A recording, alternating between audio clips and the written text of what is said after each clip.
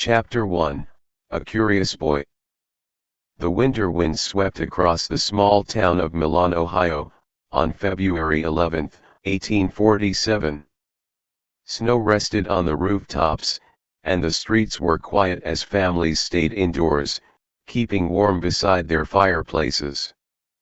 In a modest home near the town center, a baby boy was born. His parents named him Thomas Alva Edison. No one in that small town could have imagined that this child would one day become one of the greatest inventors in history. To the world, he would eventually be known as the man who helped bring electric light into homes. He would create inventions that changed the way people lived, worked, and communicated. But on that cold winter day, he was simply a newborn baby in the arms of his loving mother. Thomas's father, Samuel Edison, was a hard-working man who believed in independence and determination. His mother, Nancy Edison, was a former teacher with a gentle heart and a sharp mind. She loved books, learning, and education. Most importantly, she believed that every child had special talents waiting to be discovered. As Thomas grew, it became clear that he was not like other children. While most children were satisfied with simple answers, Thomas wanted to know more. Much more. When he learned a new fact, it only led to another question. And another. And another. One morning, when Thomas was only 4 years old, he followed his mother into the kitchen. "Mother," he asked, pointing to the kettle on the stove, "why does the lid move up and down?" Nancy smiled. "The water is boiling," she explained. "The steam pushes the lid." Thomas stared at the kettle carefully. "But why does steam push the lid?" Nancy answered patiently. A few minutes later, Thomas asked another question. "And where does the steam come from?" His mother laughed softly. "It comes from the water when it gets hot." Thomas thought for a moment. Then why does hot water become steam? Many parents might have become tired of so many questions, but Nancy understood something important about her son. His questions were not signs of trouble. They were signs of curiosity. And curiosity is often the first step toward discovery. As the years passed, Thomas became famous in the family for asking endless questions. At breakfast, he asked questions. During walks, he asked questions. Before bedtime, he asked questions. His family sometimes joked that Thomas would question the sun if he could. One summer afternoon, he stood outside watching birds fly across the sky. His father noticed him staring upward. "What are you looking at, Tom?" Samuel asked. "The birds." "What about them?" Thomas pointed. "How do they stay in the air?" "They use their wings." Thomas frowned. "But why don't people have wings?" Samuel chuckled. "Because people aren't birds." Thomas wasn't satisfied. "Could people fly if they built wings?" His father laughed. "I don't know." But Thomas kept thinking about the question long after the conversation ended. Years later, inventors would build flying machines. At the time, however, such ideas seemed impossible. Yet Thomas was already imagining things that did not exist. His imagination was as active as his curiosity. The Edison family soon moved to Port Huron, Michigan, where Thomas spent much of his childhood. Their home was surrounded by nature, giving him endless opportunities to explore. For Thomas, the world was one giant mystery waiting to be solved. Every tree seemed to hide a secret. Every animal raised a question. Every machine sparked an idea. One day, while exploring a nearby field, Thomas discovered an anthill. Most children would have walked past it without noticing. Thomas crouched beside it for nearly an hour. He watched hundreds of ants carrying tiny pieces of food. He watched them move in organized lines. He watched them enter and leave their underground home. When he returned home, he excitedly told his mother what he had seen. "Mother, how do the ants know where to go?" Nancy smiled. "What do you think?" Thomas thought carefully. "Maybe they talk to each other." "Perhaps they do. But they don't have words." His mother nodded. "Not all communication uses words." Thomas spent the next several days observing the ants. He wanted answers. Even at a young age, he had the habits of a scientist. He observed. He questioned. He experimented. And he searched for explanations. Sometimes his curiosity got him into trouble. One story from his childhood became famous in his family. Thomas once learned that birds could fly. After thinking about it, he came up with a theory. Perhaps birds flew because they ate worms. If worms helped birds fly, maybe worms could help people fly too. To test his idea, Thomas gathered some worms and mixed them into a strange concoction. Then he persuaded a young friend to drink it. Fortunately, the experiment failed without causing serious harm. When the adults discovered what had happened, they were shocked. Thomas received a stern lecture. But even then, he wasn't trying to cause trouble. He was trying to understand the world. He simply lacked the experience to know which experiments were safe. As Thomas grew older, his fascination with science became stronger.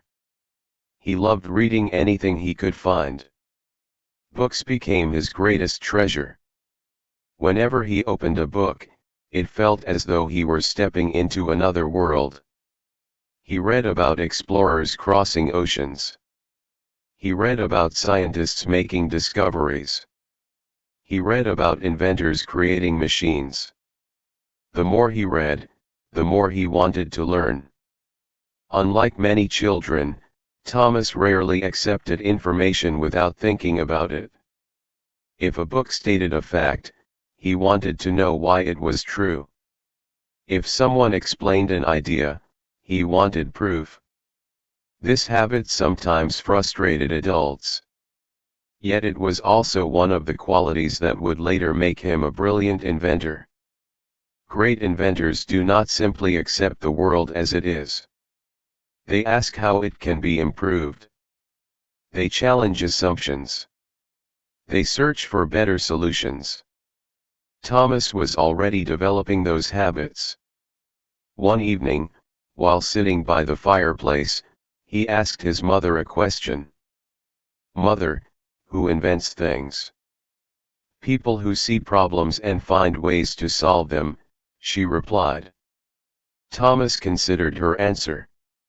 "Can anyone become an inventor?" Nancy looked at her son and smiled. "Anyone who is willing to learn, work hard, and keep trying." Those words stayed with him. At the time, Thomas was only a boy. He had no inventions. No laboratory. No fame. No fortune. But he had something just as important. A desire to learn. Many people underestimate the power of curiosity. They see it as a simple personality trait. In reality, curiosity can change lives. Curiosity drives people to ask questions. Questions lead to knowledge. Knowledge leads to ideas. Ideas lead to discoveries. And discoveries can change the world. Thomas Edison was living proof of that truth. As he approached school age, his curiosity became even more noticeable. Neighbors often saw him examining insects, collecting plants, or taking apart objects to see how they worked. If a toy broke, Thomas did not become upset. Instead, he became interested. He wanted to know what was inside. He wanted to understand why it had stopped working. Sometimes he successfully put things back together. Sometimes he did not. But every attempt taught him something. One day, a neighbor found Thomas studying a mechanical device. "What are you doing?" the neighbor asked. "I'm trying to understand it." "Why?" Thomas looked up with surprise. "How can you use something if you don't understand it?" The neighbor laughed. "Most people simply used machines." Thomas wanted to understand them. That difference would eventually make him one of history's greatest inventors. As the years passed, his curiosity only grew stronger. Questions filled his mind from morning until night. Some questions were simple. Others were complex. But all of them came from the same desire to learn. He wanted to understand the secrets hidden behind everyday things. Why did plants grow? How did birds fly? What made machines move? Why did the stars shine? How did electricity work? Although he did not yet know it, those questions were preparing him for an extraordinary future. Every great achievement begins with a question. Every invention begins with curiosity. And for young Thomas Edison, curiosity was not just a habit. It was a way of life. The little boy who constantly asked why would one day illuminate cities, transform industries, and inspire millions of people around the world. But those achievements were still far in the future. For now, he was simply a curious boy standing at the beginning of an incredible journey, a journey that would prove that imagination, determination, and a never-ending desire to learn can change the world.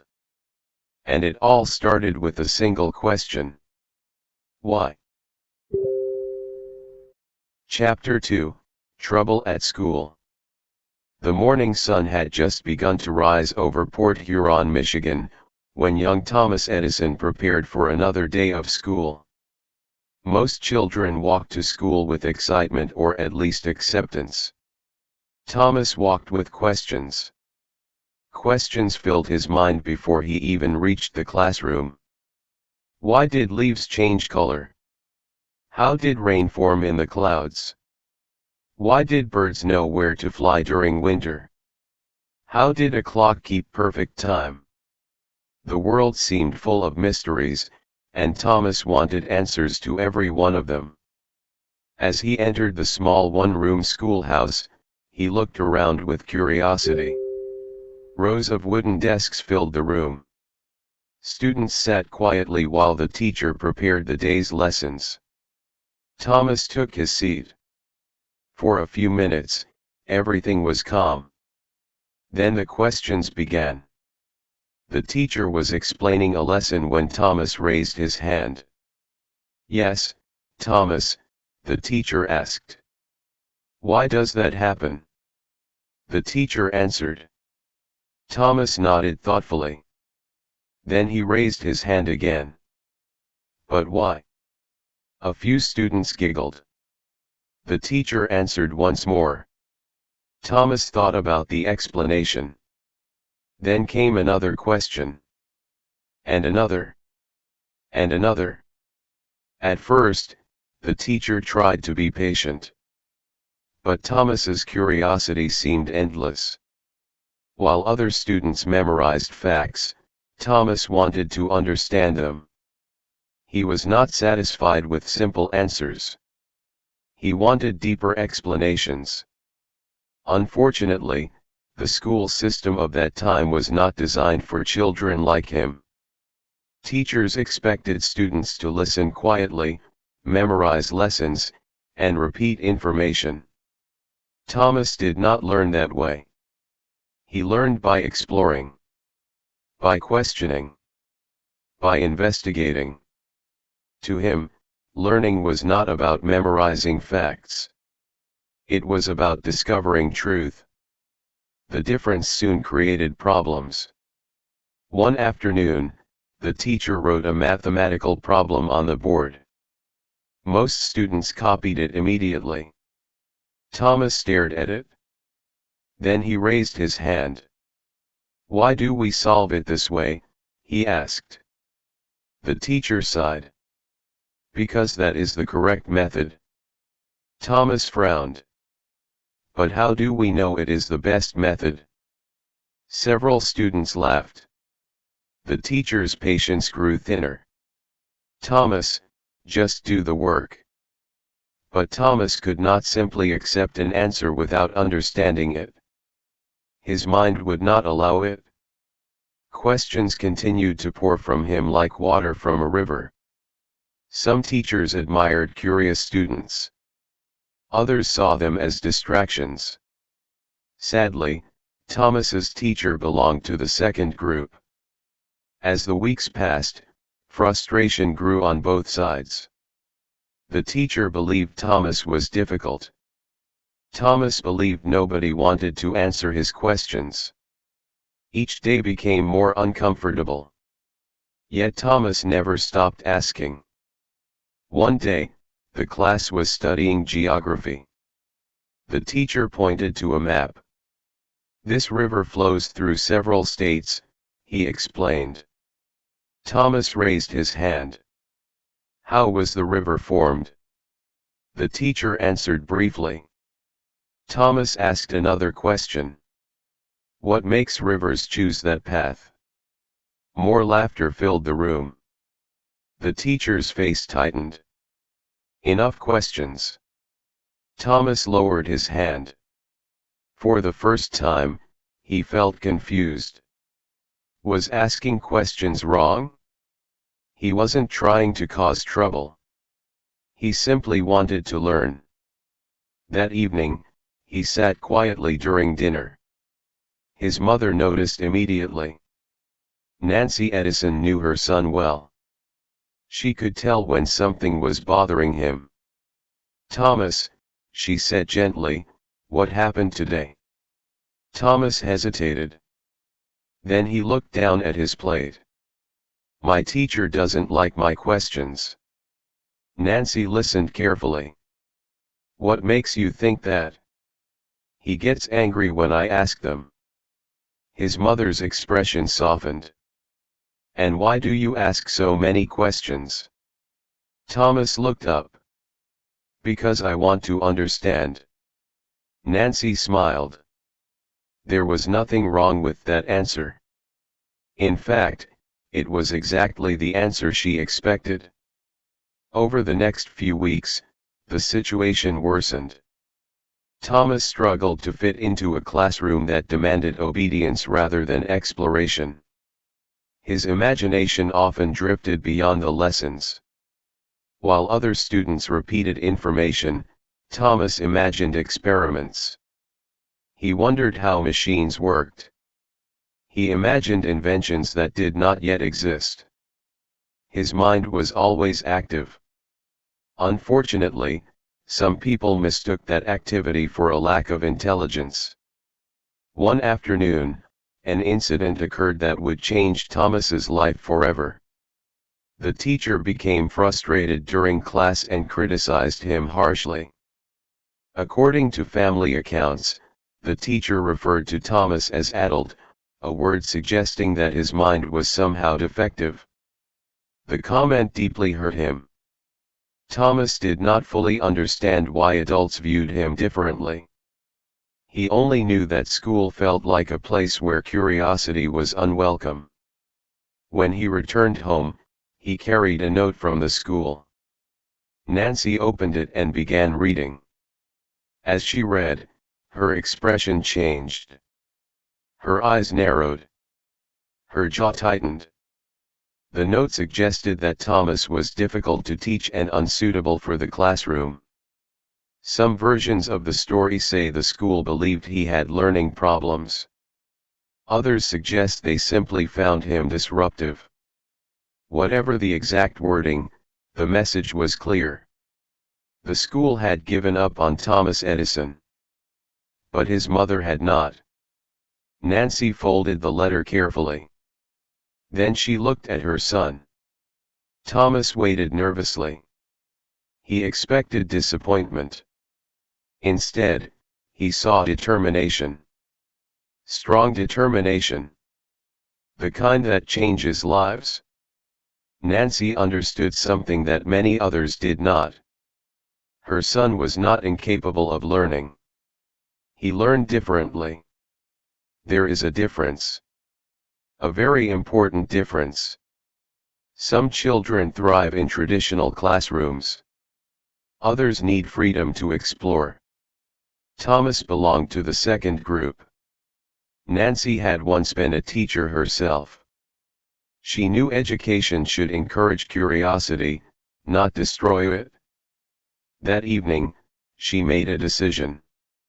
A decision that would alter the course of history. She would teach Thomas herself. The next morning, Thomas expected to return to school.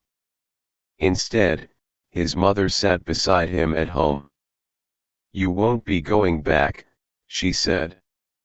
Thomas blinked. "I'm not." "No." "Am I in trouble?" Nancy smiled warmly. "Not at all." "Then why?" "Because I believe you can learn much more than that school can teach." For a moment, Thomas stared at her. Then a smile slowly appeared on his face. His mother believed in him. That belief meant everything. Many successful people can point to someone who believed in them when others did not. For Thomas Edison, that person was Nancy Edison. She became more than a mother. She became his teacher. His guide. His greatest supporter. Learning at home was completely different. Instead of forcing Thomas to memorize facts, Nancy encouraged him to think. Instead of discouraging questions, she welcomed them. Instead of treating curiosity as a problem, she treated it as a gift. For the first time, Thomas felt free. Free to ask. Free to explore. Free to learn. Books soon became the center of his education. Nancy introduced him to literature, history, science, and philosophy. Thomas devoured them eagerly. Some children read because they had to. Thomas read because he wanted to. Every book opened a new world. Every chapter revealed new possibilities. Hours passed without him noticing. The more he learned, the more excited he became. His curiosity, once criticized, now flourished. Years later, Edison would often speak about the influence of his mother. He never forgot her faith in him. He understood that her support had changed his life. Without Nancy Edison, the world might never have known Thomas Edison the inventor. She saw potential where others saw problems. She saw intelligence where others saw distraction. Most importantly, she refused to let one teacher define her son's future. The experience taught Thomas an important lesson. Not everyone will understand your abilities. Not everyone will believe in your dreams. Some people may judge you unfairly. Others may underestimate you completely. But one person's opinion does not determine your future. Thomas carried that lesson throughout his life. Later, when investors rejected his ideas, he remembered it. When experiments failed, he remembered it. When critics doubted him, he remembered it. The boy who struggled in school would eventually become one of the most famous inventors in history. Not because school believed in him. Because he never stopped believing in himself.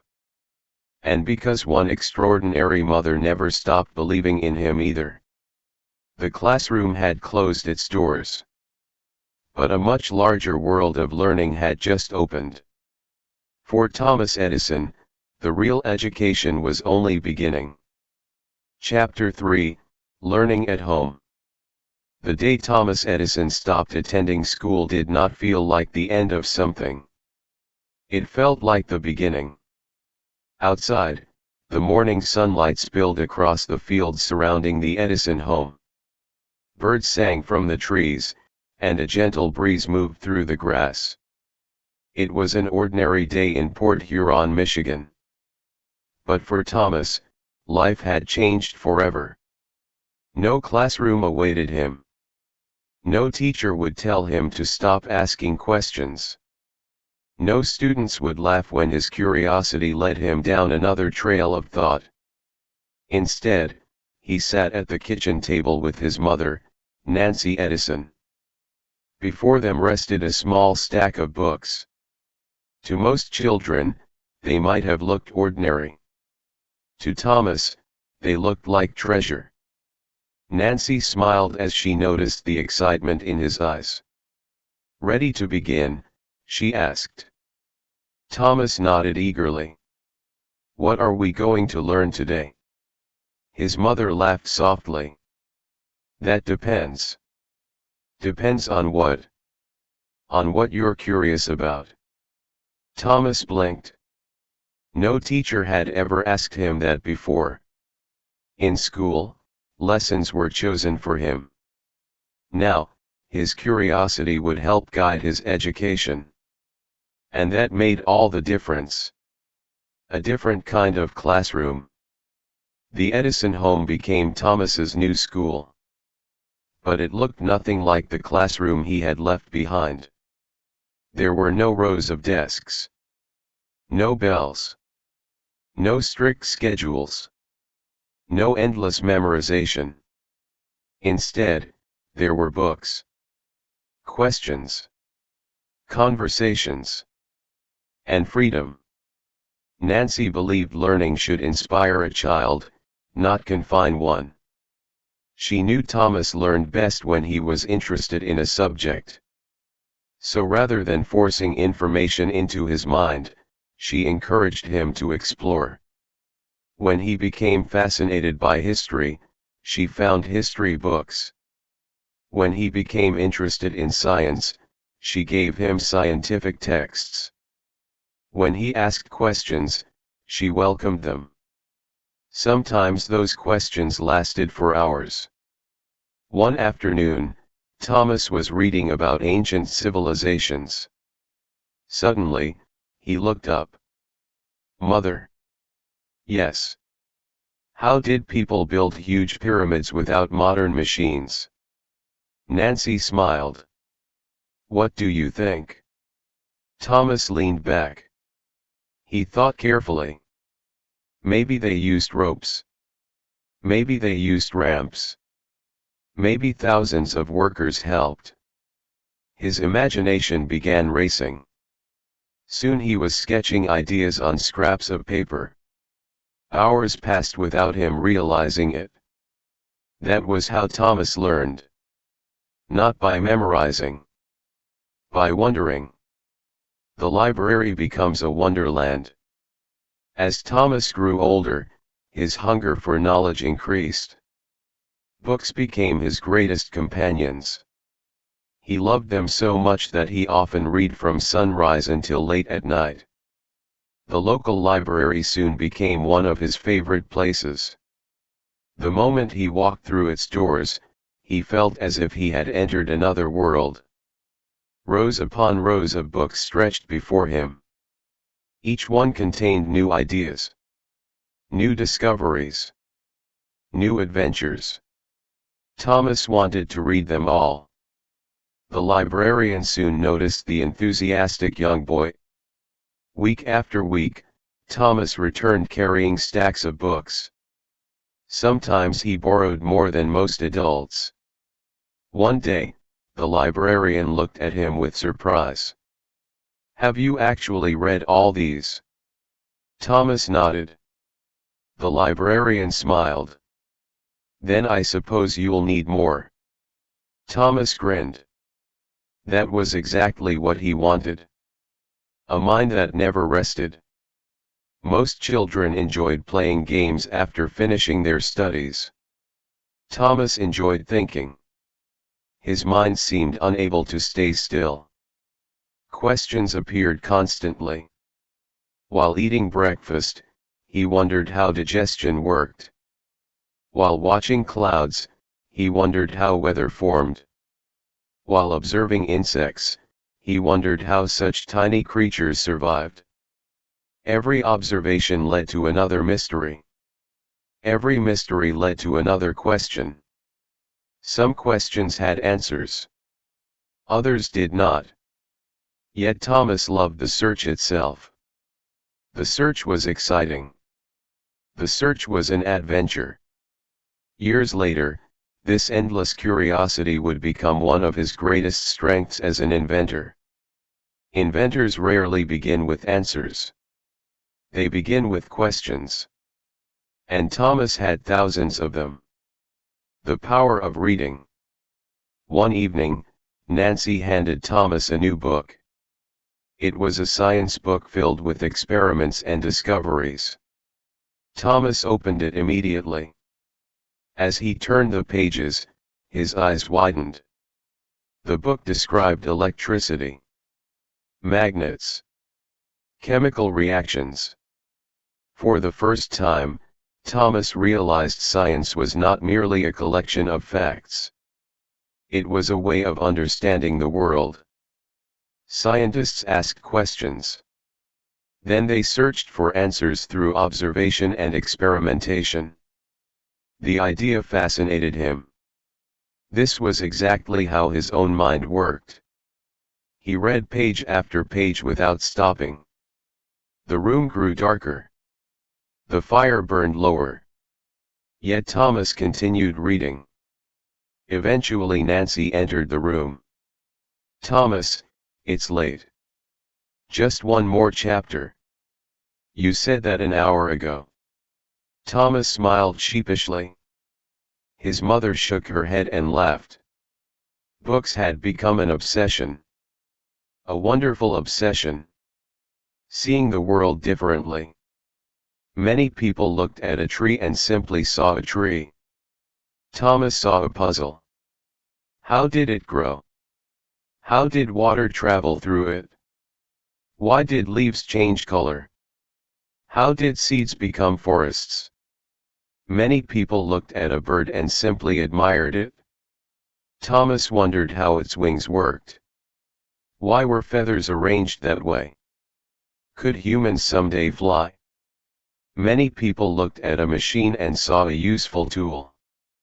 Thomas wanted to understand every part inside it. How did it work? Why did it work? Could it work better? His curiosity transformed ordinary objects into opportunities for discovery. The world became his laboratory long before he owned an actual laboratory. Learning beyond books. Although Thomas loved reading, his education extended beyond books. Nancy encouraged him to observe real life. She wanted him to think critically, to test ideas, to learn through experience. Sometimes she took him on walks through nature. Other times she encouraged him to solve practical problems around the house. She taught him that knowledge was valuable only when it could be applied.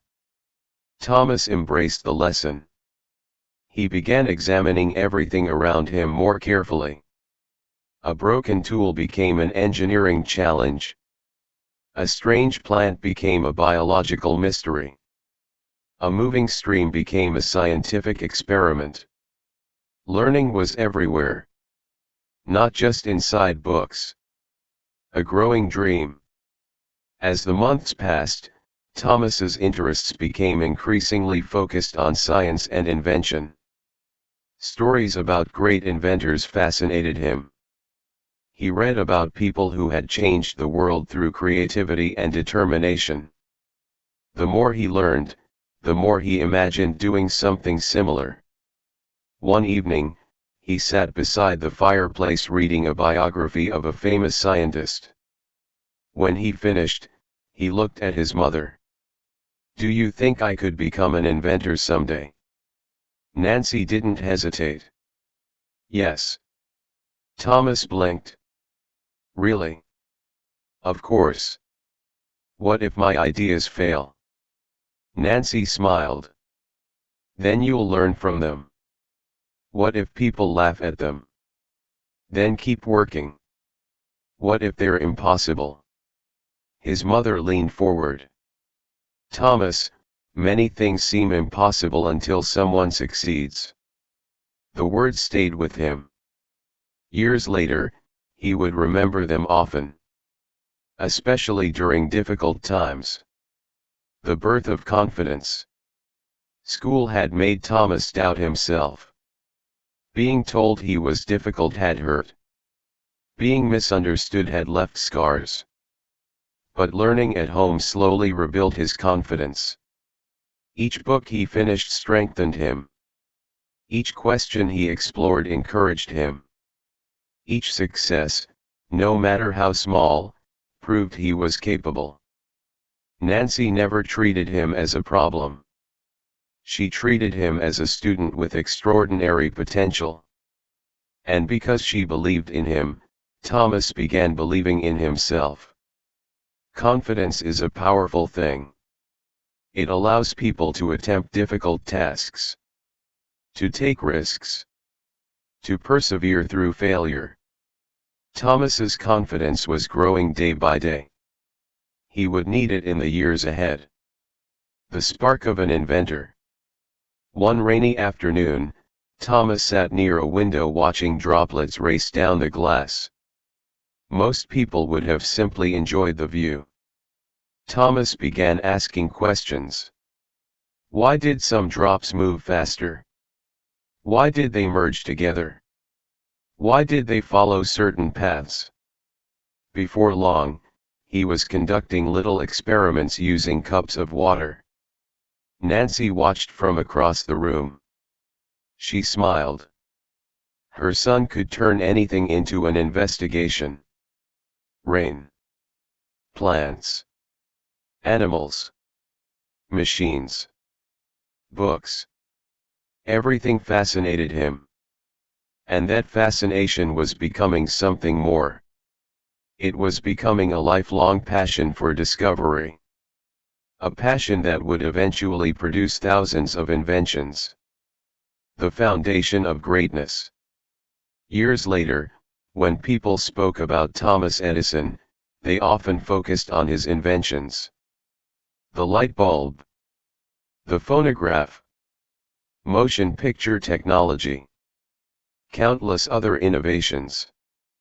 But those achievements did not begin in a laboratory. They began here. In a family home. At a kitchen table.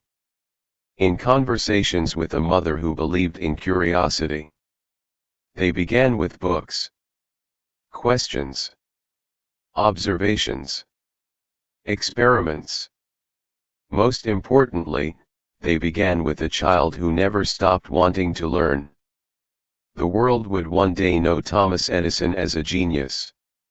Yet genius rarely appears overnight. It grows slowly. Through effort. Through learning. Through persistence. Every page Thomas read. Every question he asked. Every mystery he explored. Was building the foundation for the future. The curious boy who had struggled in school was becoming something remarkable. A thinker. A learner. A dreamer. And soon, he would become something even greater. An experimenter. The next chapter of his life was about to begin. And it would start with chemicals, discoveries, and a homemade laboratory that would change everything. Chapter 4, The Young Experimenter. The moment Thomas Edison finished reading about a scientific discovery, he wanted to do more than understand it. He wanted to see it happen with his own eyes. Reading was exciting. But experimenting was magical. Books could explain how the world worked. Experiments could prove it. And Thomas was eager to prove everything. By the time he reached his early teenage years, his curiosity had grown stronger than ever.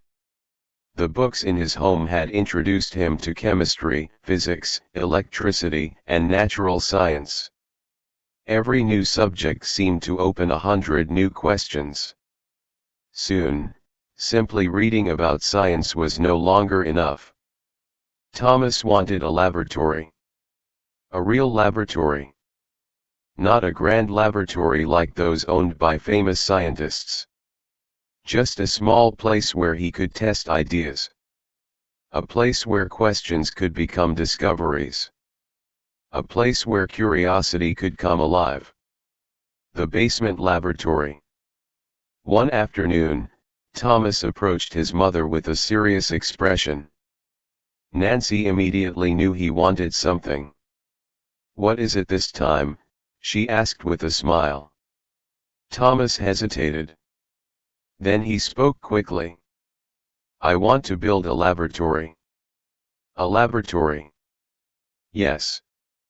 Nancy folded her arms. "And where exactly do you plan to put this laboratory?" Thomas's eyes lit up. "The basement." Nancy laughed. "The basement? There's plenty of space. And what will you do there?" "Experiments." The answer was so enthusiastic that she could not help smiling. After some discussion, she agreed. Soon, a corner of the basement became Thomas's scientific kingdom. To most people, it looked ordinary. To Thomas, it was extraordinary. Old shelves became storage areas. Wooden boxes became work tables. Glass bottles filled with chemicals lined the walls. Every object seemed full of possibility. Thomas carefully labeled his bottles. He organized his materials. He created notebooks filled with observations. For the first time, he felt like a real scientist. Every day brought a new adventure. The first experiments. The laboratory quickly became Thomas's favorite place. While other boys spent hours playing outdoors, Thomas often disappeared into the basement. There he mixed chemicals, tested reactions, observed changes, recorded results. Some experiments worked exactly as expected. Others produced surprising outcomes. A few created complete disasters. But Thomas enjoyed all of them. One morning, he spent hours trying to understand why certain substances reacted differently when combined. He carefully measured ingredients, mixed solutions, observed color changes, recorded everything in his notebook. At the end of the day, the experiment had failed. At least by ordinary standards. The result was not what he expected. Many people would have considered the effort wasted. Thomas disagreed. He had learned something. The result was unexpected, but it was still information. And information mattered. This attitude would eventually define his entire career. Failure was never the opposite of success. Failure was part of success. Endless questions. The more Thomas experimented, the more questions appeared. Every answer seemed to create 3 new mysteries. Why did one chemical bubble while another remained still? Why did heat change certain substances? Why did electricity behave differently under different conditions?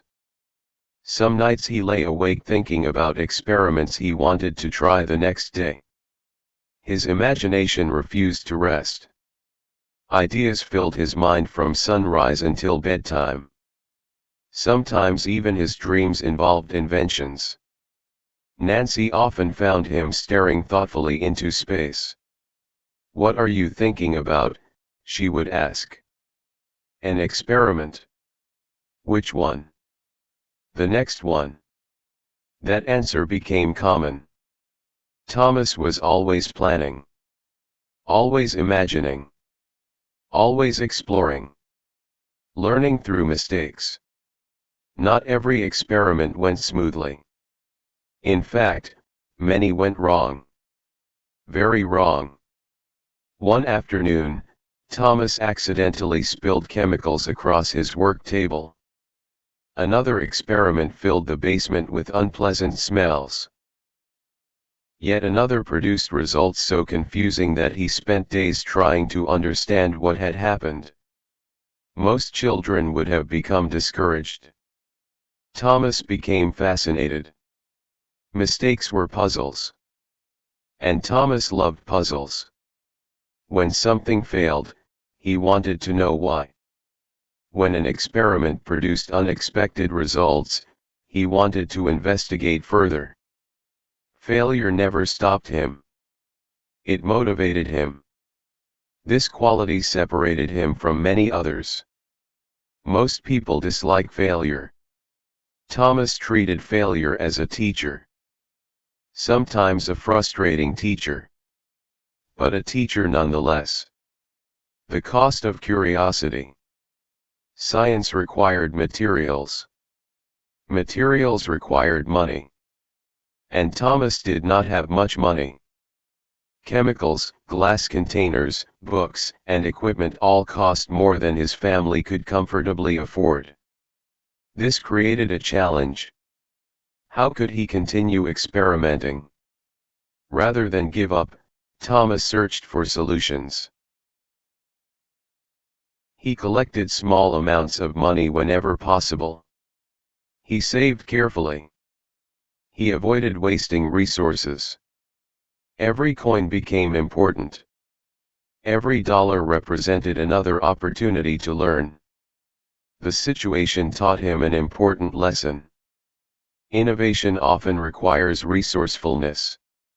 Inventors cannot simply wait for perfect conditions.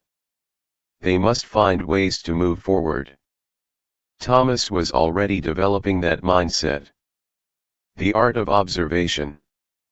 One of Thomas's greatest strengths was observation. Many people looked. Thomas observed. There is a difference. Looking takes seconds. Observing requires attention, patience, curiosity. Thomas noticed details that others ignored. A tiny color change during an experiment. A slight variation in temperature.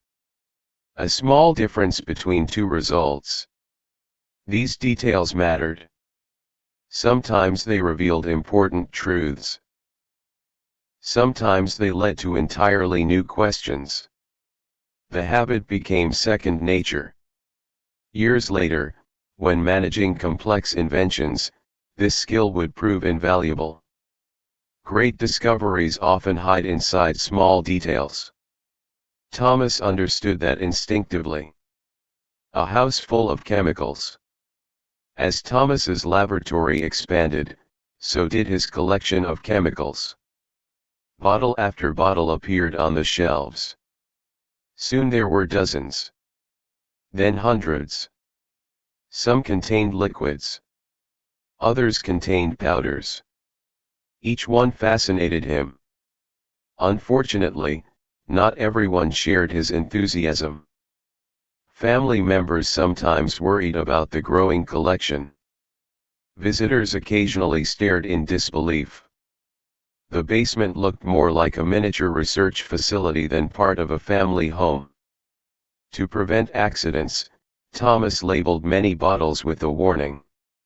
He wrote the word poison on several containers. Even when the contents were harmless. The labels served a purpose. People stopped touching his materials. His experiments remained safe. Thomas considered the strategy highly successful.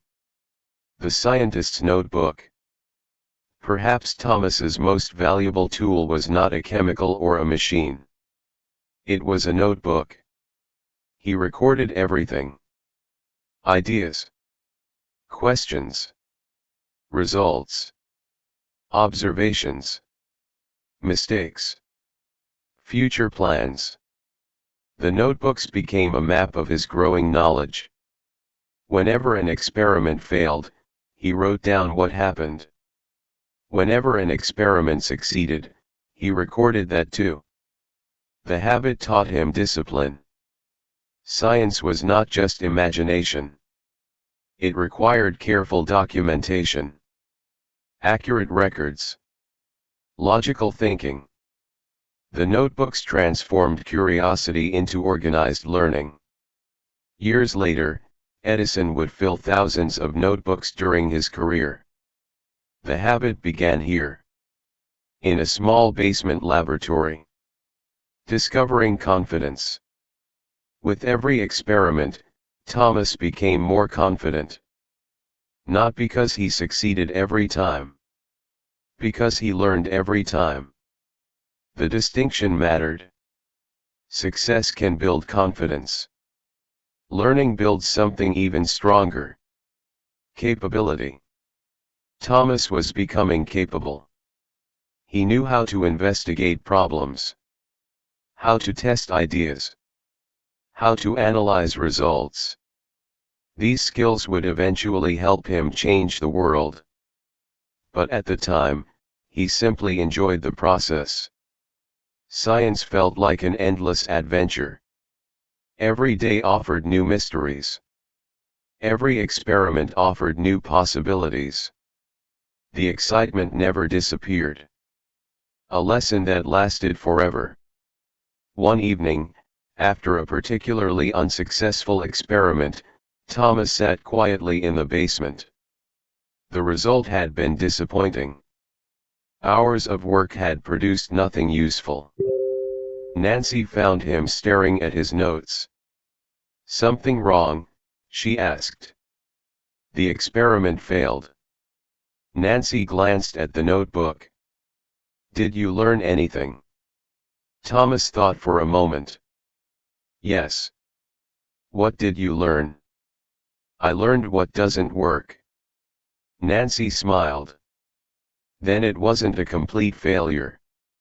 Thomas looked down at his notes again. Suddenly, the situation seemed different. He had gained knowledge. Knowledge mattered. Maybe failure wasn't the end. Maybe failure was simply another step forward.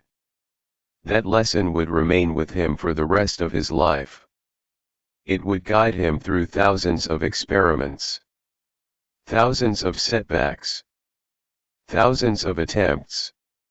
Whenever others saw failure, Thomas would see information. Whenever others saw defeat, he would see opportunity.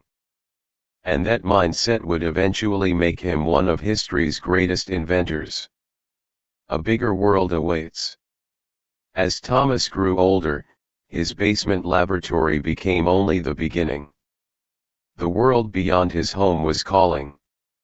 New opportunities were waiting. New challenges. New adventures. Soon, he would leave the safety of his home and begin earning his own money. He would work on trains, sell newspapers, meet new people, and discover opportunities that would change his future forever. But he would carry something important with him. The lessons learned in that basement. The lessons of curiosity, observation, persistence, and resilience. The young experimenter was ready for a larger stage. His journey was only beginning. And the next chapter would take him far beyond the walls of his laboratory. Chapter 5, Working on the Train. The year was 1859. Thomas Edison was 12 years old. Most boys his age spent their days playing games, helping with chores, or attending school. Thomas was different. His mind was filled with ideas, experiments, and dreams. Every book he read seemed to inspire another question. Every question seemed to lead to another possibility. But curiosity alone could not buy chemicals. Curiosity could not purchase scientific equipment. Curiosity could not fill the shelves of his growing laboratory. For that, Thomas needed money. And so, at an age when many children were still dependent on their parents, Thomas decided to find work. It was a decision that would change his life. A busy railroad. Near Port Huron ran an important railroad line connecting communities across the region. Every day, trains carried passengers, mail, newspapers, and goods from one town to another. To most people, trains were simply transportation. To Thomas, they were opportunity. The railroad was alive with activity. Steam engines hissed and roared. Conductors shouted instructions. Passengers hurried from platform to platform. Merchants loaded cargo. News traveled faster than ever before. The entire system fascinated him. One day, Thomas approached his parents with a proposal. "I want to work on the train." His father looked surprised. "Work?" "Yes." "Doing what?" "Selling newspapers." Samuel Edison studied his son carefully. The idea sounded ambitious. But Thomas was serious. Very serious. After discussing the matter, his parents agreed. Soon, young Thomas Edison began working on the Grand Trunk Railway. Every morning before sunrise, he prepared for the day ahead. While many children were still asleep, Thomas was already beginning his journey. The young businessman. Thomas quickly discovered that selling newspapers required more than simply carrying papers from one passenger to another. Success required observation, planning, and creativity. Fortunately, those were skills he already possessed. Each day he studied his customers. What interested them? Which newspapers sold best? When did demand increase? What products did travelers need? He paid attention to everything. Soon, he expanded beyond newspapers. He began selling snacks, fruit, candy, and other items passengers wanted during their journeys. His earnings increased. Many people would have been satisfied. Thomas was not. He immediately started thinking about ways to improve the business. Improvement became a lifelong habit. Whenever he encountered a system, he searched for ways to make it better. The train was no exception. A new source of knowledge. Working on the railroad exposed Thomas to a larger world. Passengers came from different towns and cities. Some were merchants. Some were travelers. Some were politicians. Some were businessmen. Every passenger carried stories. Every conversation offered lessons. Thomas listened carefully.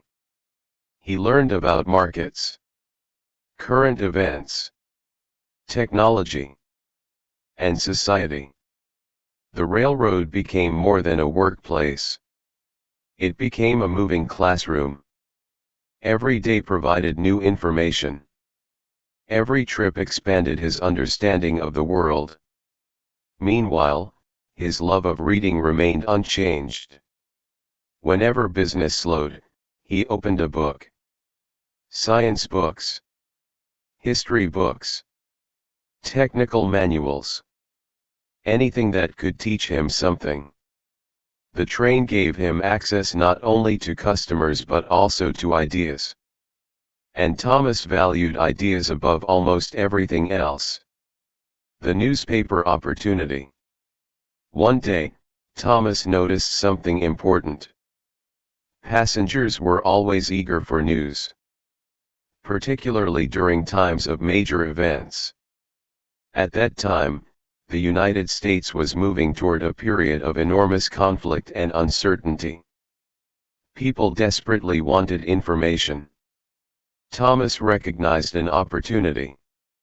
Rather than merely selling newspapers, why not improve the way news reached customers? He began studying newspaper sales carefully.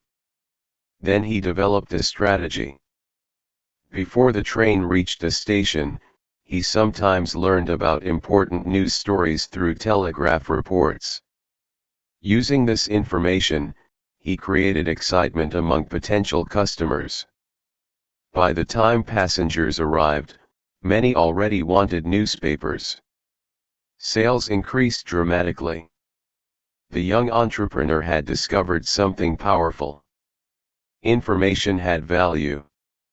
And understanding customer needs could create success. This lesson would serve him throughout his life. The birth of a newspaper. Most 12-year-olds would have been satisfied running a successful newspaper selling business. Thomas wanted something bigger. One day, he had an idea. Instead of only selling newspapers, why not publish one? The idea seemed ambitious. Perhaps even impossible. Yet Thomas was accustomed to ambitious ideas. Soon, he acquired a small printing press. Then he began producing his own newspaper. The publication focused on railroad news, local events, and information relevant to passengers. It was called the Grand Trunk Herald. Remarkably, it became successful. Passengers enjoyed reading news connected to the railway. Railroad workers appreciated updates and information. Thomas had become not only a businessman but also a publisher. For a boy barely in his teens, it was an extraordinary achievement. His confidence continued growing. So did his ambitions. The train laboratory. Despite his business success, Thomas remained, above all else, an experimenter. The desire to conduct scientific experiments never disappeared. Unfortunately, long workdays left less time for laboratory activities at home. Most people would have accepted the limitation. Thomas searched for another solution. Eventually, he found one. Inside one of the train's baggage cars was unused space. An idea immediately formed. What if he built a laboratory there? The concept sounded absurd. A laboratory on a moving train? Yet Thomas loved unusual ideas. Before long, he transformed part of the baggage car into a miniature scientific workspace. Shelves held chemicals. Equipment occupied corners. Notebooks filled drawers. Whenever business allowed, Thomas performed experiments during the journey. Passengers had no idea that a young scientist was conducting research only a short distance away. To Thomas, it felt perfect. He could work, earn money, and continue exploring science. At least for a while. Trouble on the rails. One summer day, disaster struck. Thomas was working in his train laboratory when the train suddenly jolted. The movement caused one of his chemical containers to fall. The contents spilled. A dangerous reaction followed. Within moments, smoke appeared. Then flames. Fire. Panic spread quickly. Railroad employees rushed to respond. The blaze was small, but it was serious enough to cause alarm. The conductor was furious. Extremely furious. A laboratory on a train had always seemed risky. Now the risk had become reality.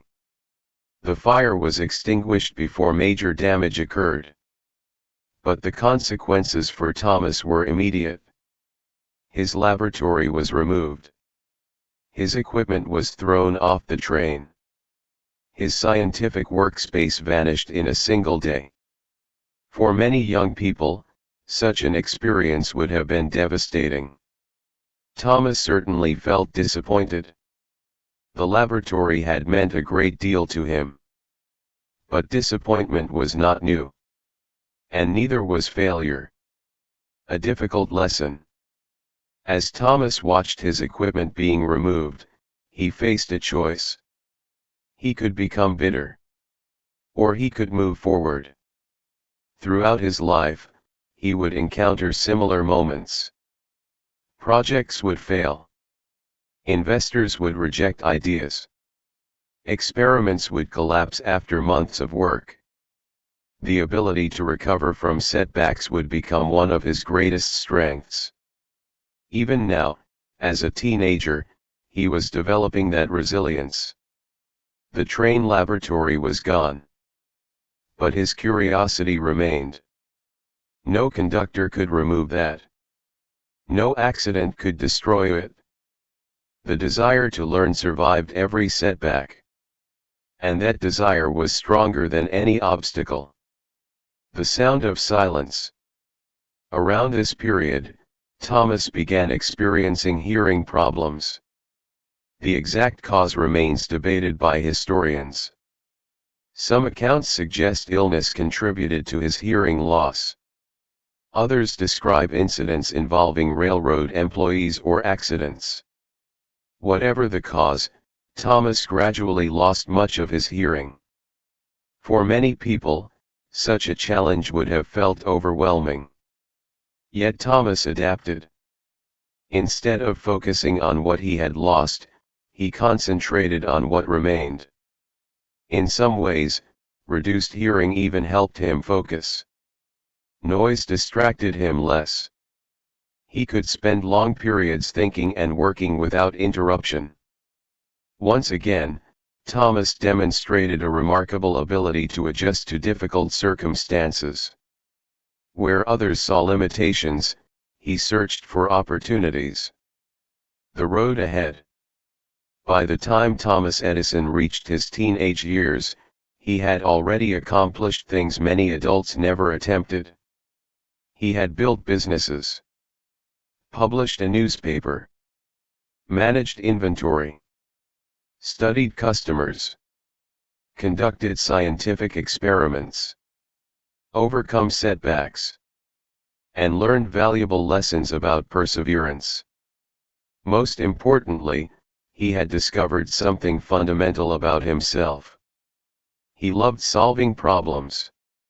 Whether the challenge involved business, science, technology, or daily life, he enjoyed finding solutions. The world appeared full of problems waiting to be solved. And Thomas intended to solve as many as possible.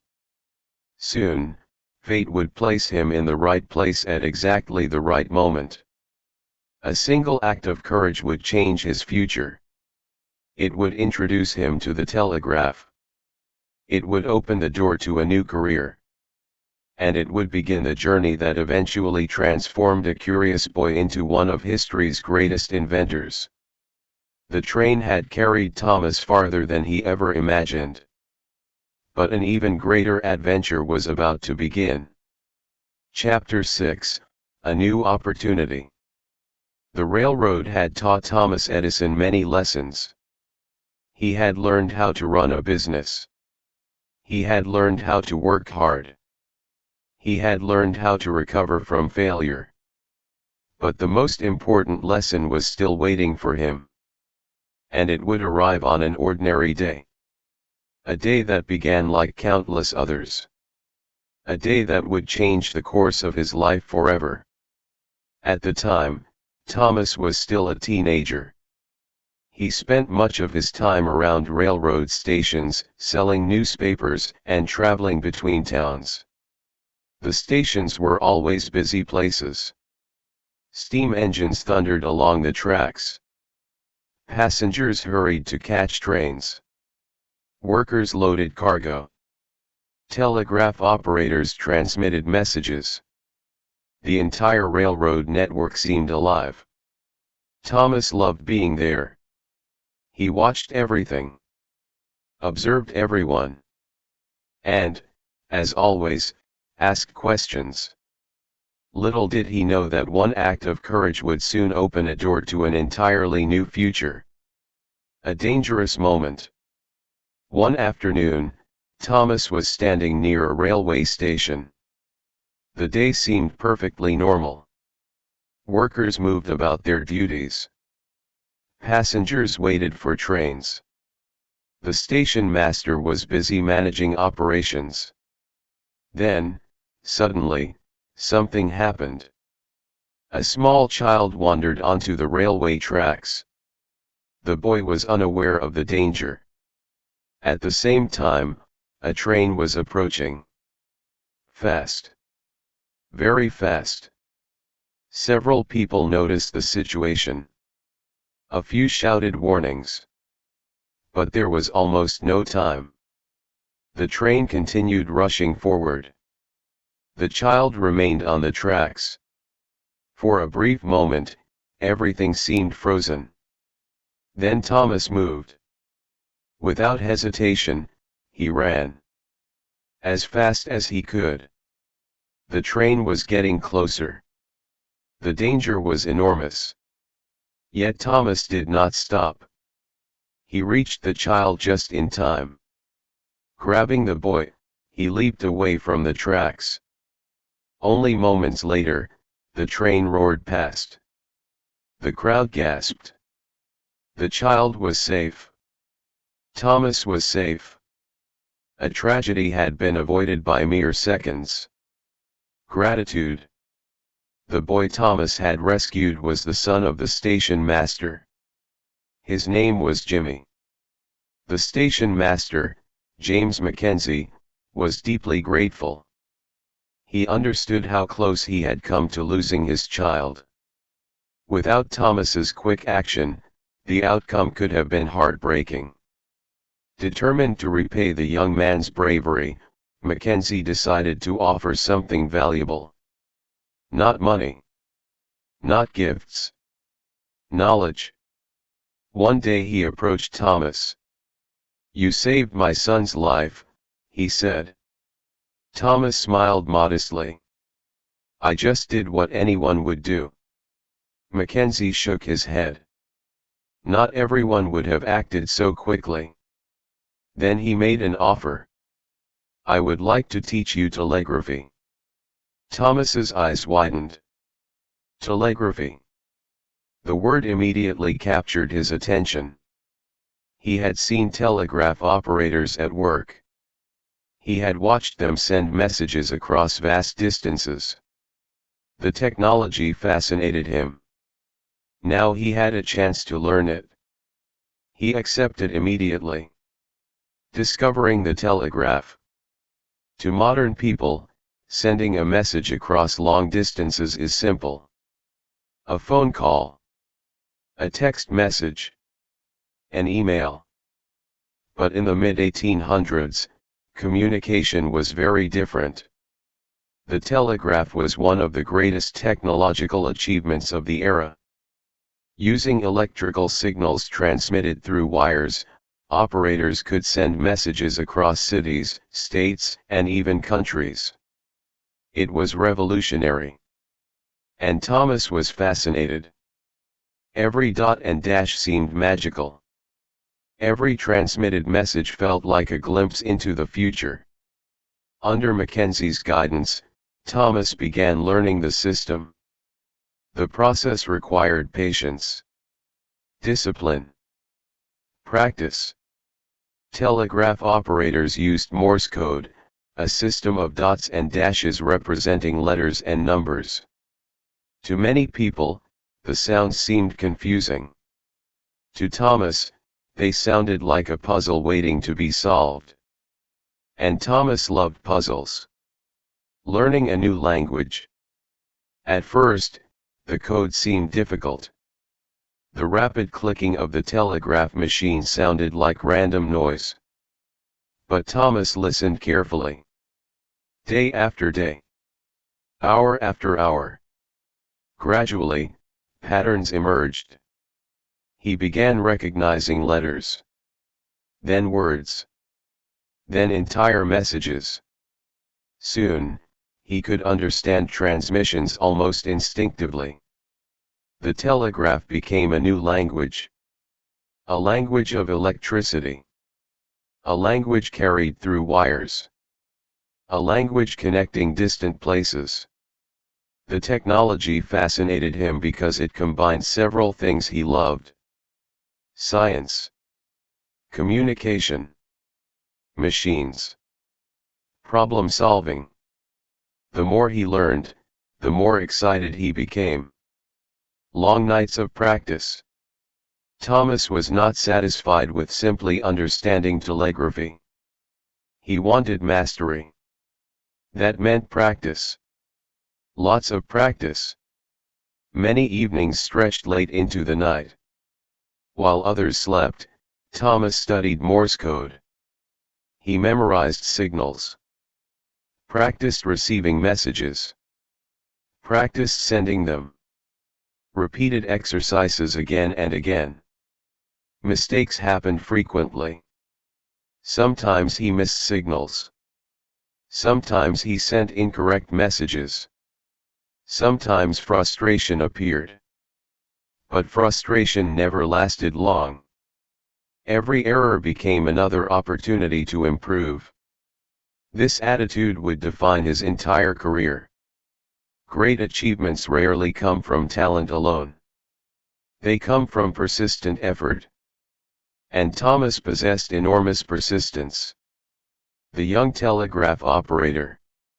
Eventually, Thomas became skilled enough to work professionally. He secured jobs as a telegraph operator. The position offered something valuable: income, experience, and access to technology. For Thomas, the job felt almost perfect. Every day he interacted with machines. Every day he handled information. Every day he encountered technical challenges. The work sharpened his abilities. It also introduced him to a network of operators, engineers, and technicians. These connections expanded his understanding of technology. The world of communication was evolving rapidly. Thomas wanted to be part of that evolution. A habit of improvement. Most telegraph operators were content to perform their duties. Thomas was different. Whenever he used a machine, he looked for ways to improve it. He examined equipment carefully. Studied its weaknesses. Identified inefficiencies. Asked questions. Why was this part designed this way? Could it work faster? Could it be more reliable? Could it be improved? These questions constantly occupied his mind. Many of his future inventions would begin with similar observations. Innovation often starts when someone refuses to accept existing limitations. Thomas refused constantly. Traveling and learning. As his telegraph career progressed, Thomas worked in different cities. The positions required travel. The travel exposed him to new experiences. New technologies. New people. New ideas. Every city taught him something. Every workplace presented challenges. Every challenge expanded his knowledge. Yet no matter where he went, certain habits remained unchanged. He continued reading. Continued experimenting. Continued asking questions. Continued imagining new inventions. his curiosity remained his greatest companion. The birth of an inventor. During his years as a telegraph operator, something important began to happen. Thomas started moving beyond learning technology. He began improving it. At first, the improvements were small. Minor modifications. Simple ideas. Practical solutions. But each improvement strengthened his confidence. He was no longer merely studying inventions. He was creating them. The transition was gradual. Almost invisible. Yet it marked a turning point. The curious boy who once filled notebooks with questions was slowly becoming an inventor. The world did not notice. Not yet. But the transformation had begun. Failure and determination. Not every idea succeeded. Far from it. Many early projects failed. Some designs simply did not work. Others produced disappointing results. A few never progressed beyond sketches and notes. Yet Thomas reacted the same way he always had. He learned. Adapted. Tried again. The lessons from his basement laboratory remained alive. Failure was information. Failure was education. Failure was progress. This philosophy would eventually help him achieve extraordinary success. But first, it would lead him through countless disappointments. Thomas accepted that reality. He understood something many people never learn. Success is rarely a straight path. It is often a winding road filled with setbacks. A vision of the future.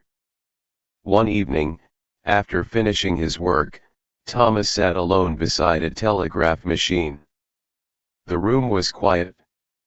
The clicking signals had stopped. The day's messages had been delivered. Most people would have gone home. Thomas remained seated. Thinking. Imagining. Dreaming. He looked at the machine before him. Electricity was carrying information across vast distances. What else might electricity do? Could it power new inventions? Could it transform industries? Could it change daily life? The possibilities seemed endless. For the first time, Thomas began imagining a future dedicated entirely to invention. Not merely operating machines. Creating them. Improving them. Revolutionizing them. The dream was still forming. But it was becoming clearer every day. The door opens. Years earlier, Thomas Edison had been a curious boy struggling to fit into a classroom. Now he was a skilled telegraph operator with growing technical expertise. The journey had not been easy. It had required courage, hard work, persistence, and an endless desire to learn. Most importantly, it had introduced him to the power of electricity and communication. These fields would shape much of his future work. Yet even greater opportunities awaited him. Soon, Thomas would begin developing inventions of his own. Some would fail. Many would fail. But a few would succeed beyond anyone's imagination. The world was about to meet Thomas Edison the inventor. And the challenges ahead would test him more than ever before. Because the next chapter would be filled with setbacks, disappointments, and lessons that only failure can teach. And Thomas Edison was about to discover that greatness often begins where success seems impossible. Chapter 7, Early Failures. By the time Thomas Edison entered his early 20s, he had already experienced more adventure than many people would encounter in a lifetime. He had worked on trains, published a newspaper, built laboratories, learned telegraphy, traveled from city to city, and spent countless hours studying science and technology. Most people looking at his journey would have seen success. Thomas saw something different. He saw how much he still had to learn. Every machine he encountered seemed imperfect. Every system appeared capable of improvement. Every problem looked like an opportunity waiting for a solution. His mind constantly searched for possibilities. And now, for the first time, he was determined to become a professional inventor. Not someone who merely used technology. Someone who created it. The dream excited him. But dreams often come with challenges. And Thomas Edison was about to face many of them. The first big idea. While working as a telegraph operator, Thomas spent much of his free time studying communication systems. He noticed inefficiencies everywhere. Messages were sometimes delayed. Equipment occasionally malfunctioned. Certain tasks required unnecessary effort. To most people, these were simply facts of life. To Thomas, they were problems to solve. One evening, while examining a telegraph system, an idea appeared. What if he could create a device that improved the process? The thought immediately captured his imagination. For days, he filled notebooks with sketches.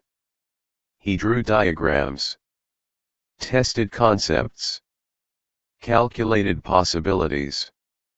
The more he worked, the more confident he became. This invention could be useful, maybe even valuable. For the first time, Thomas felt he might truly become an inventor. Long hours and little sleep. Creating an invention required far more than inspiration. Ideas were easy. Turning them into reality was difficult. Thomas quickly discovered this truth. Days became filled with work. Nights became filled with experiments. Sleep became less important than progress. Hour after hour, he adjusted components, tested designs, recorded results, made changes, then tested everything again. Sometimes he worked until sunrise. Friends occasionally questioned his schedule. "When do you sleep?" one asked. Thomas smiled. "I sleep when I'm tired." The answer sounded simple. But it revealed something important about him. He was willing to work harder than almost anyone else. This relentless effort would eventually become one of his greatest strengths. The first failure. After weeks of effort, Thomas finally completed his invention. Excitement filled him. This was the moment he had imagined. The moment when all his hard work would pay off. Carefully, he tested the device. At first, everything seemed promising. Then problems appeared. Unexpected problems. Serious problems. The machine failed. Not partially. Completely. The results were disappointing. Thomas stared at the invention. Silent. Frustrated. Exhausted. For a brief moment, he wondered if perhaps the idea had been impossible from the beginning. Many people would have stopped there. Many people would have accepted defeat. Thomas did neither. Instead, he asked a familiar question. Why did it fail? The question changed everything. Learning from mistakes. Most people fear failure because they see it as evidence of weakness. Thomas viewed failure differently. Failure contained information. Information had value. If an invention failed, it revealed something important. Something that could be learned. something that could be improved. So instead of abandoning the project, Thomas investigated it carefully, methodically, patiently. He examined every component, reviewed every note, studied every mistake. Eventually, he identified several problems. The design needed changes. The concept itself was sound. The execution needed improvement. This realization renewed his determination. Failure had not ended the project. It had simply revealed the next step. Rejection. Not long afterward, Thomas developed another invention. This one worked better. Much better. Certain people even expressed interest in it. Encouraged, Thomas began presenting the idea to potential buyers and investors. Surely they would recognize its value. At least that was what he expected. Reality proved different. One meeting ended quickly. Another produced little interest. A third resulted in rejection. Then came more rejections. And more. Some people dismissed the invention entirely. Others believed it had no future. A few barely listened before saying no. Each rejection stung. No inventor enjoys hearing that their work lacks value. Yet Thomas kept going. Because he understood something crucial. People often reject ideas they do not yet understand. History would later prove this lesson repeatedly. Financial struggles. Inventing was expensive. Very expensive. Equipment cost money. Materials cost money. Workshops cost money. Experiments cost money. And failed experiments often cost even more money. Thomas's finances became increasingly strained. Whatever he earned seemed to disappear into new projects. There were moments when resources became dangerously low. Moments when continuing seemed difficult. Some friends suggested finding a more stable career. A safer career. A predictable career. The advice made sense. But Thomas could not ignore his passion. Inventing was no longer a hobby. It was his purpose. Even when money was scarce, he continued moving forward. One experiment at a time. One idea at a time. One step at a time. A valuable success. After numerous setbacks, an opportunity finally arrived. Thomas developed an improved stock ticker machine. At the time, stock prices needed to be communicated quickly between financial centers and investors. The process was important. And often inefficient. Thomas believed he could improve it. For months, he worked tirelessly. Testing. Modifying. Refining. The experience felt familiar. Many previous projects had ended in disappointment. This one felt different. Eventually, the machine worked exceptionally well. Businesses noticed. Investors noticed. Customers noticed. For the first time, Thomas experienced meaningful commercial success. His invention generated significant interest. And, perhaps most importantly, it generated income. Substantial income. Suddenly, years of struggle seemed worthwhile. Yet Thomas remained cautious. One success did not erase every challenge. It simply created new opportunities. The power of persistence. Looking back, Thomas realized something important. The successful invention existed because of previous failures. Without failed experiments, he would not have gained the necessary knowledge. Without rejected ideas, he would not have improved his designs. Without setbacks, he would not have developed resilience. Failure had prepared him for success. The realization strengthened a belief he already suspected. Persistence matters. Sometimes more than talent. Sometimes more than intelligence. People often admire successful inventions. What they rarely see are the countless failures behind them. Thomas understood this better than most. Because he lived it every day. Building a reputation. As word spread about his technical abilities, Thomas began earning a reputation. People noticed his creativity, his work ethic, his problem-solving skills. More opportunities appeared. More projects. More collaborations. For the first time, the dream of becoming a full-time inventor seemed realistic. Yet success brought new challenges. Expectations increased. Competition increased. Pressure increased. Thomas welcomed all of it. Challenges motivated him. The harder the problem, the more determined he became. This attitude would soon lead him toward one of the most ambitious projects of his life. A project that many considered impossible. An impossible goal.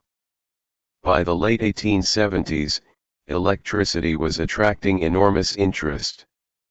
Scientists and inventors around the world were exploring its potential. Many believed electricity would transform society. Thomas agreed. But he wanted more than theories. He wanted practical solutions. Solutions ordinary people could use. One challenge fascinated him above all others. Electric lighting. At the time, existing electric lights had significant limitations. Some were unreliable. Others were expensive. Many were impractical for everyday use. Creating a safe, affordable electric light seemed nearly impossible. Many inventors had tried. Many had failed. The challenge was enormous. Naturally, Thomas Edison became interested. Very interested. Because impossible problems attracted him. They always had. The lesson of failure. Before beginning his work on electric lighting, Thomas reflected on the journey that had brought him here. The rejected inventions. The financial struggles. The failed experiments. The sleepless nights. The disappointments. The criticism. The uncertainty. Every setback had taught him something. Every failure had strengthened him. Without realizing it, he had been preparing for the greatest challenge of his career. A challenge that would require extraordinary patience. Extraordinary determination. And thousands of failed attempts. Most people would never endure such a process. Thomas Edison would. Because failure no longer frightened him. Failure had become familiar. Almost like an old companion. And that relationship with failure would soon change the world. The challenge begins. As Thomas looked toward the future, one goal stood above all others. To create a practical electric light. Not merely a scientific demonstration. Not merely an interesting experiment. A real light. One that homes and businesses could actually use. The idea seemed ambitious. Perhaps impossible. Many experts believed it could not be done. Others believed it would take decades. Thomas listened politely. Then he returned to work. Because throughout his life, impossible challenges had never discouraged him. They had inspired him. And now, he was preparing to tackle the challenge that would make his name known around the world. The age of the light bulb was approaching. But before success could arrive, thousands of failures still lay ahead. Chapter 8, The Light Bulb Challenge. The world was changing. Factories were growing larger. Cities were becoming busier. Technology was advancing faster than ever before. Yet when the sun disappeared below the horizon, darkness still controlled much of daily life. People relied on candles, oil lamps, gas lights. These methods provided light, but they were far from perfect. Candles burned out quickly. Oil lamps produced smoke. Gas lights could be dangerous. Homes and businesses needed something better. Scientists and inventors around the world understood the problem. Many had tried to solve it. Most had failed. Creating a practical electric light seemed almost impossible. And that was exactly why Thomas Edison became interested. Throughout his life, difficult problems had attracted him like a magnet. The harder the challenge, the more determined he became. The electric light bulb would become the greatest challenge he had ever faced. A dream bigger than an invention. For Thomas, the goal was never simply to create a light bulb. Many people misunderstood this. Some imagined he wanted to invent a glowing bulb and become famous. The reality was much larger. Thomas envisioned an entire system. A system that could generate electricity, deliver electricity, and provide safe, reliable light to ordinary people. He wasn't just trying to create a product. He was trying to change the way people lived. That dream required enormous effort and enormous courage. Because many experts believed the task could not be done. Menlo Park. To pursue his vision, Thomas established a research laboratory in Menlo Park, New Jersey. Unlike his childhood basement laboratory, this facility was far more advanced. It quickly became one of the most innovative research centers in the world. Inside the laboratory, inventors, machinists, engineers, and assistants worked together. Tables overflowed with tools. Shelves held chemicals. Machines filled every corner. The building buzzed with energy. Day and night. To visitors, the laboratory seemed extraordinary. To Thomas, it was simply a place where ideas became reality. And he intended to use it to solve the electric lighting problem. The beginning of the quest. The basic concept seemed simple. Pass electricity through a filament. The filament glows. Light is produced. Simple in theory. Extremely difficult in practice. The challenge was finding the right filament. Many materials burned too quickly. Others melted. Some shattered. Some failed almost immediately. Again and again, experiments ended in disappointment. Each failure seemed to raise new questions. Yet Thomas remained optimistic. The solution existed somewhere. They simply had to find it. Endless experiments. Days turned into weeks. Weeks turned into months. The team tested material after material. Cotton, wood, paper, metal, plant fibers. Countless possibilities. Each experiment followed the same pattern. Prepare the material. Install it. Apply electricity. Observe the result. Record the outcome. Sometimes the filament lasted only seconds. Sometimes a few minutes. Rarely longer. Then it failed. Another disappointment. Another setback. Another lesson. Thomas never allowed frustration to stop the work. Instead, he encouraged the team to keep moving forward. Every failed experiment eliminated one possibility, which meant they were getting closer to the correct answer. Working through the night. The laboratory rarely slept. Many nights, the team worked until dawn. Some researchers became exhausted. Others wondered whether success would ever come. But Thomas refused to slow down. He often worked longer than anyone else. Visitors sometimes arrived late at night and found him still conducting experiments. Others arrived early in the morning and discovered he had never gone home. Work consumed him completely. Not because he was forced to work. Because he loved it. The challenge fascinated him. Each experiment brought new information. And information brought progress. Even when results appeared disappointing. Criticism and doubt. As news of the project spread, criticism increased. Newspapers questioned whether success was possible. Competitors expressed skepticism. Experts doubted his claims. Some openly mocked the effort. Many believed electric lighting would never become practical. Others argued that gas lighting was already sufficient. Why waste time chasing impossible dreams?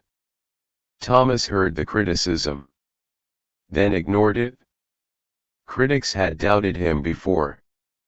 Investors had doubted him before. Experts had doubted him before. Nothing about that was new. His focus remained on the laboratory. On the experiments. On the search for a solution. History would decide who was right. Thousands of failures. The number of unsuccessful experiments continued growing. Hundreds. Then thousands. People often asked how he tolerated so much failure. The question amused him. Failure was not unusual. Failure was expected. Every inventor encounters it. The important thing was learning from it. One visitor reportedly asked how it felt to fail so many times. Thomas responded with a famous idea. He had not failed. He had simply discovered many ways that did not work. That attitude transformed everything. Where others saw defeat, he saw progress. Where others saw dead ends, he saw information. The mindset allowed him to continue when most people would have quit. Searching the world. The hunt for the perfect filament expanded far beyond Menlo Park. Materials arrived from different regions. Different countries. Different environments. The team investigated plants, fibers, and natural substances from around the globe. Every possibility received attention. Every possibility received testing. The process required patience. Extreme patience. Yet Thomas believed the answer existed somewhere. Nature contained countless materials. Surely one of them would work. The challenge was finding it. A breakthrough. Then, finally, progress appeared. After countless experiments, the team tested carbonized material derived from plant fibers. The results were promising. Very promising. The filament lasted longer than previous versions. Much longer. Excitement spread through the laboratory. For the first time, success felt within reach. Researchers gathered around a glowing bulb. Watching. Waiting. Hoping. The light continued shining. Minutes passed. Then hours. The bulb remained illuminated. The room filled with excitement. Years of effort were finally producing results. The night the light stayed on. One evening, the laboratory witnessed something extraordinary. A newly improved bulb continued glowing for an extended period. Hours passed.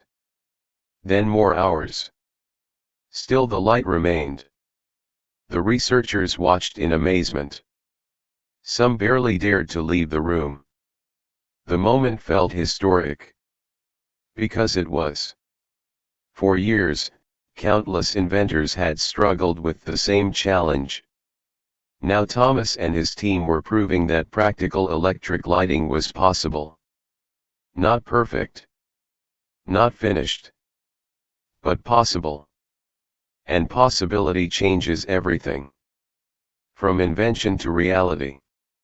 Creating a working bulb was only part of the challenge. The invention needed improvement. Manufacturing systems needed development. Electrical infrastructure needed construction. Customers needed reliable service. Thomas immediately turned his attention to these problems. The work continued. Day after day. Month after month. Yet the hardest barrier had fallen. The dream was no longer theoretical. It was real. Electric light could work. Homes could be illuminated. Businesses could stay open later. Cities could become safer after dark. The future suddenly looked different.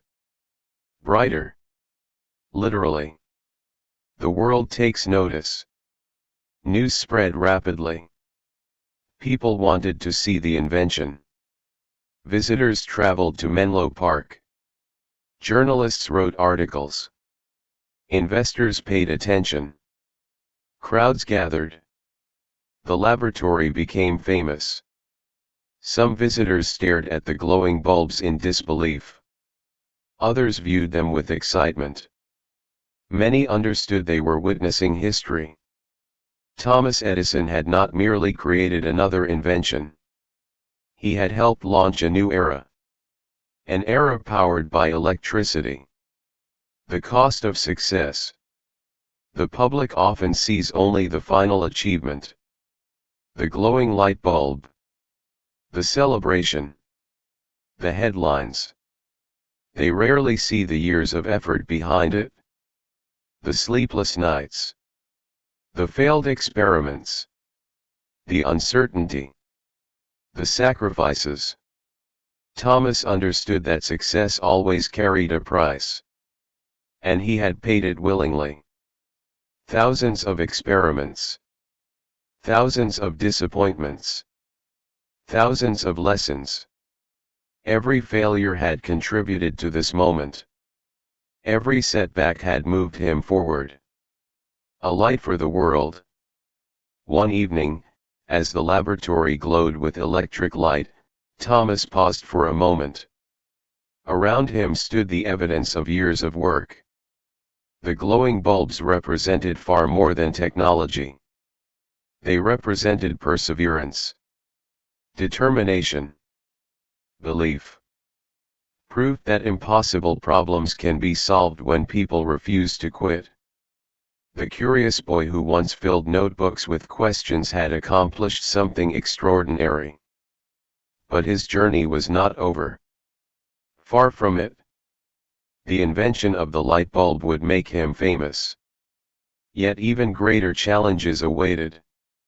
New inventions. New industries. New opportunities. The world was beginning to recognize Thomas Edison as one of history's greatest inventors. And the next chapter would reveal how his success transformed both his life and the lives of millions around the globe. Chapter 9, Success After Thousands of Attempts. The night the electric light bulb shone brightly for hours was not the end of Thomas Edison's journey.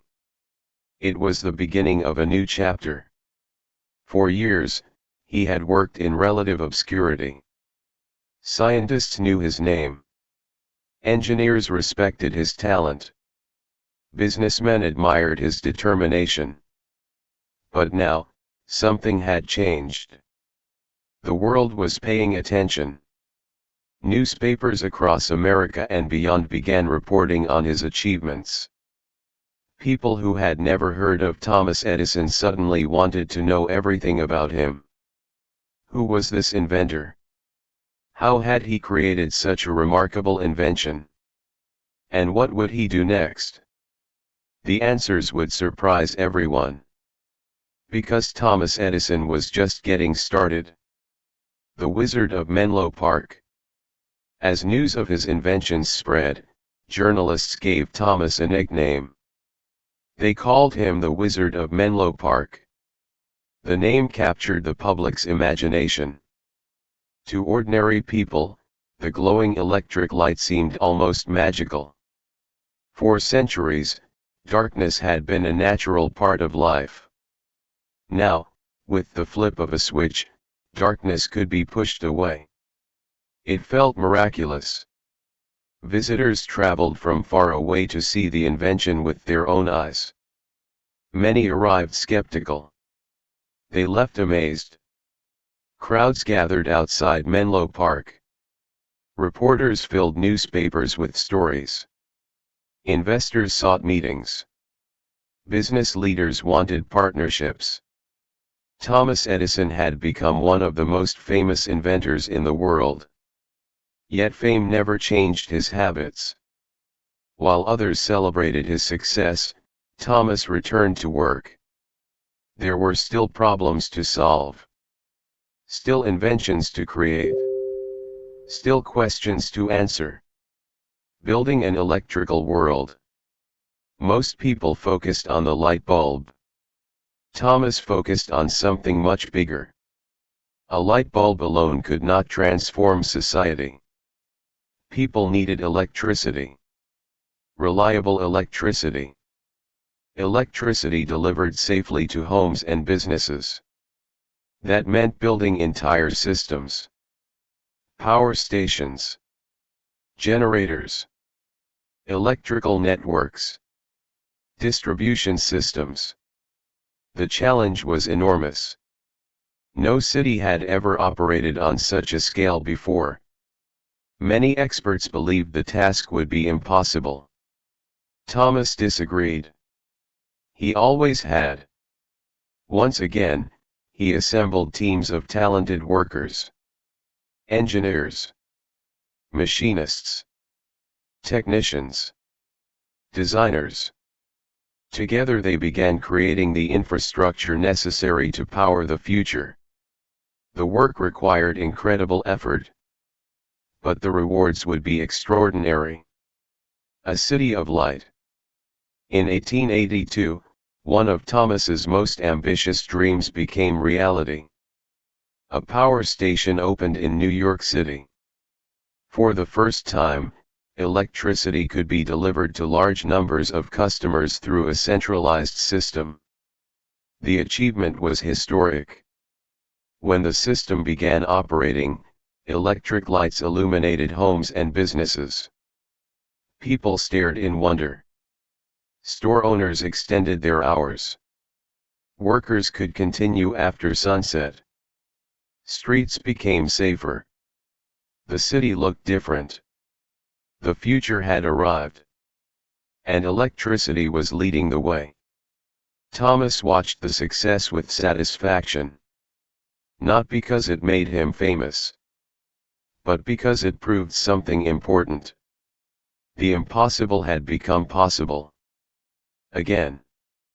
New inventions, new challenges. Many inventors might have stopped there. After all, creating practical electric lighting was an extraordinary accomplishment. Thomas never considered stopping. His mind was already exploring new ideas. New possibilities. New challenges. One invention after another emerged from his laboratories. He improved communication systems. Developed recording technology. Experimented with motion pictures. Refined electrical equipment. Some projects succeeded immediately. Others struggled. A few failed completely. The pattern remained familiar. Success, failure, learning, improvement, progress. Thomas understood that innovation was a continuous process. There was always another problem waiting to be solved. The talking machine. One of his most remarkable inventions was the phonograph. The device amazed people around the world. For the first time, human voices could be recorded and played back. Today such technology seems ordinary. At the time, it seemed unbelievable. When people first heard recorded sound, many could hardly believe their ears. Some thought it was a trick. Others considered it magic. A machine that could remember voices. The idea seemed impossible. Yet there it was. Working. Real. Another invention born from curiosity and persistence. The phonograph strengthened Thomas's reputation even further. He was no longer known only for electric light. He was becoming one of the greatest inventors in history. Success brings pressure. Fame brought opportunities. It also brought challenges. The more successful Thomas became, the greater the expectations. Investors expected results. Customers expected innovation. Competitors sought advantages. The pressure increased constantly. Many people would have found it overwhelming. Thomas responded in the only way he knew. By working harder. Long hours remained normal. Late nights remained common. Laboratories remained active around the clock. Even after achieving worldwide fame, he maintained the habits that had shaped his success. Hard work. Persistence. Curiosity. They remained at the center of everything he did. The importance of a team. Although Thomas Edison became famous, he understood an important truth. Great achievements rarely happen alone. His laboratories included talented individuals from many different backgrounds. Scientists, engineers, technicians, craftsmen. Each contributed valuable ideas. Each played an important role. Thomas encouraged collaboration. He understood that innovation often emerges when talented people work together. The image of the lone inventor was inspiring. Reality was more complex. Many of history's greatest achievements involve teamwork. Thomas recognized this and built some of the most productive research teams in the world. The cost of dedication. Success came with sacrifices. Thomas often spent more time working than resting. Family members sometimes saw less of him than they wished. Vacations were rare. Relaxation was limited. His commitment to invention consumed much of his life. Some people questioned whether the sacrifices were worth it. Thomas never seemed uncertain. Creating new things brought him immense satisfaction. Solving problems energized him. The work itself felt rewarding. Even after decades of success, he remained driven by the same curiosity that had filled his childhood. The same curiosity that once led him to ask endless questions. The same curiosity that had frustrated teachers. The same curiosity that had changed the world. Failure never disappears. One surprising lesson from Thomas's success was this. Failure never disappeared. Many people imagine that successful individuals eventually stop failing. Reality is different.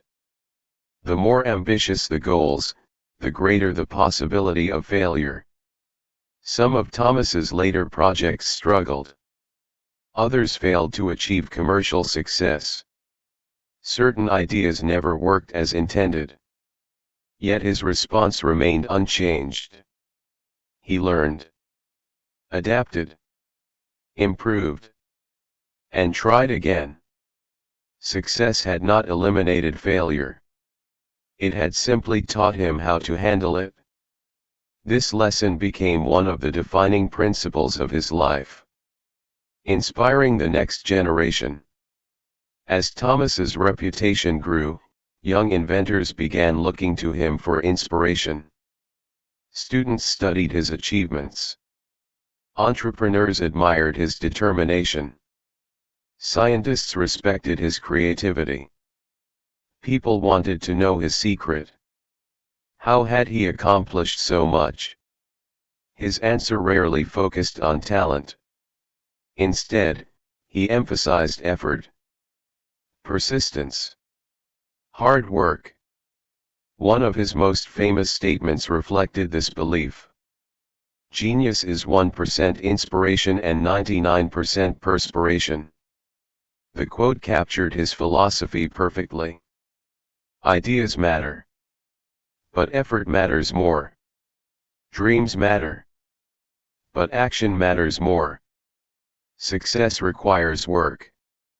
Lots of work. Thomas knew this from experience. Looking back, one evening, after another long day in the laboratory, Thomas found himself reflecting on the journey that had brought him here. He remembered the curious boy who constantly asked questions. The child who struggled in school. The teenager selling newspapers on trains. The young telegraph operator working long nights. The inventor facing rejection after rejection. The experimenter enduring thousands of failures. Each stage had contributed something valuable. Each challenge had taught an important lesson. Without those experiences, the successes would never have happened. The journey mattered as much as the destination. Perhaps even more. A legacy in progress. By now, Thomas Edison had become more than an inventor. He had become a symbol. A symbol of innovation. A symbol of perseverance. A symbol of possibility. His inventions were transforming industries. Changing daily life. Creating opportunities for future generations. Yet he never considered his work complete.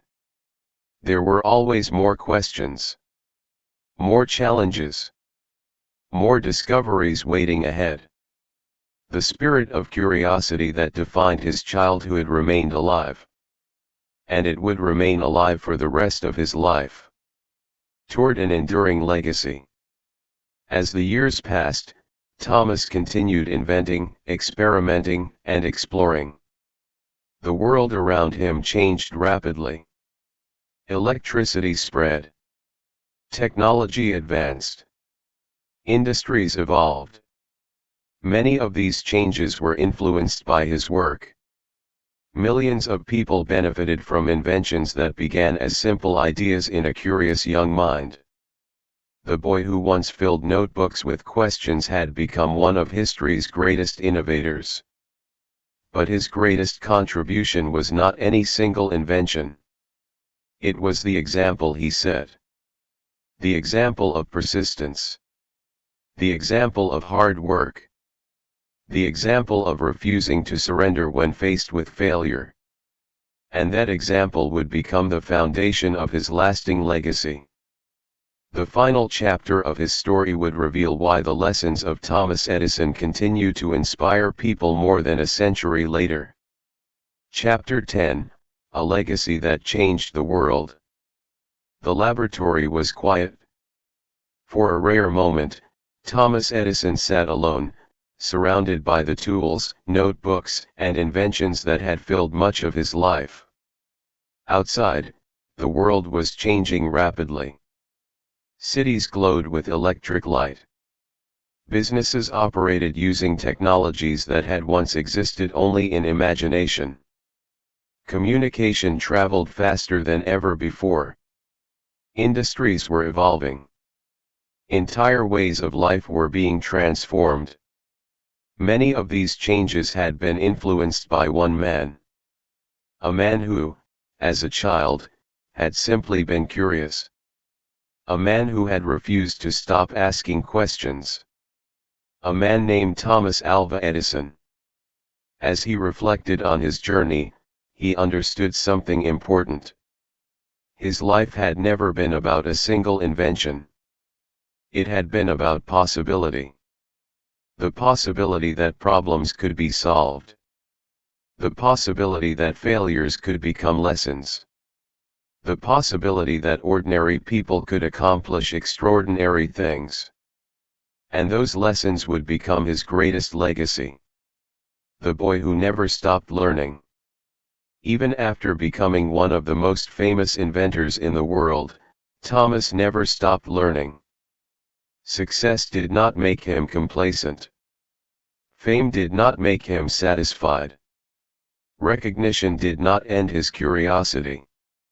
Every day brought new questions, new challenges, new ideas. Visitors often expected to meet a man who believed he knew everything. Instead, they encountered someone eager to learn more. Thomas understood that knowledge was never complete. There was always another mystery waiting to be explored. Another problem waiting to be solved. Another discovery waiting to be made. This mindset had guided him since childhood. And it remained with him until the very end. A life of invention. Throughout his career, Thomas Edison accumulated more than 1,000 patents. The number itself was extraordinary. But the real impact went far beyond statistics. His inventions influenced communication, entertainment, transportation, manufacturing, business, education, and daily life. The phonograph allowed people to record and hear sound. Electric lighting transformed homes and cities. Motion picture technologies helped create entirely new forms of entertainment. Improved communication systems connected people across great distances. Each innovation opened doors to future possibilities. Future inventors built upon his work. Future industries emerged because of foundations he helped establish. The influence spread far beyond anything he could have imagined as a young boy. The world he helped create. Imagine walking through a city before electric lighting. Dark streets. Dim buildings. Limited visibility. Nightfall often brought activity to a halt. Now imagine that same city illuminated by electricity. Shops remaining open. Factories operating efficiently. Families reading after sunset. Public spaces becoming safer. The difference was enormous. Thomas Edison did not create modern civilization alone. Many inventors contributed to technological progress. Yet his work accelerated that progress in powerful ways. His ideas helped shape the modern world. Every illuminated street. Every recorded voice. Every technological breakthrough inspired by his methods carried part of his legacy forward. The meaning of success. People often asked Thomas about success. They wanted formulas, secrets, shortcuts, simple answers. But Thomas rarely spoke about success as something magical. He viewed it differently. Success was the result of effort. Persistent effort. The world admired his achievements. Thomas remembered the struggles behind them. The failures. The rejections. The long nights. The uncertainty. The sacrifices. When people saw a successful invention, he remembered the hundreds or thousands of unsuccessful attempts that came before it. That perspective shaped his understanding of achievement. Success was not a single moment. It was a process. A journey. A commitment to keep moving forward even when progress seemed impossible. Failure as a teacher. Perhaps no lesson defined Thomas Edison more than his attitude toward failure. Throughout his life, he encountered failure repeatedly. Experiments failed. Projects failed. Ideas failed. Investments failed. Yet he refused to view failure as defeat. Instead, he treated failure as education. Each unsuccessful attempt provided information. Each mistake revealed something useful. Each setback offered an opportunity to improve. This philosophy helped him accomplish what many believed impossible. The world celebrated his successes. But those successes existed because he learned from failure rather than fearing it. It was one of the most important lessons he left behind. And it remains relevant today. Inspiring future dreamers. As Thomas grew older, people from around the world sought his advice. Young inventors, entrepreneurs, students, scientists, dreamers. They wanted guidance, encouragement, wisdom. Many expected complicated answers. Instead, Thomas often emphasized simple principles. Be curious. Work hard. Stay persistent. Keep learning. Do not fear failure. The advice sounded straightforward. Yet it reflected decades of experience. Thomas understood that remarkable achievements rarely result from extraordinary talent alone. They result from determination, consistency, and a willingness to continue when others stop. His life served as proof. The final years. As the years passed, Thomas continued working.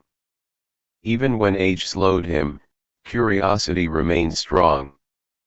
Laboratories still fascinated him. Ideas still excited him.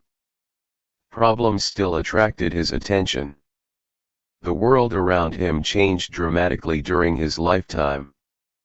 When he was born in 1847, many technologies we consider ordinary today did not exist. By the time he reached old age, electricity, recorded sound, and motion pictures had become realities. He had witnessed an era of extraordinary transformation. And he had helped create it. On October 18, 1931, Thomas Edison passed away at the age of 84. News of his death spread quickly around the world. Millions mourned. Newspapers published tributes.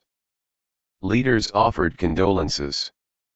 Inventors honored his contributions. The world recognized that it had lost one of history's greatest innovators. Yet his influence did not disappear. In many ways, it continued growing. A light that never went out. Shortly after his death, communities across the United States honored Thomas Edison. People remembered his contributions, his inventions, his determination, his vision. Many reflected on the symbolic power of electric light. The invention that had made him famous. The invention that had brightened countless lives. The light bulb became more than a technology. It became a symbol. A symbol of creativity. A symbol of innovation. A symbol of hope. And in a deeper sense, the light represented Thomas himself. Because his ideas continued illuminating the future long after he was gone. Lessons for every generation. The story of Thomas Edison is not merely a story about inventions. It is a story about character. About perseverance. About resilience. About curiosity. Many people dream of accomplishing great things. Some stop when difficulties appear.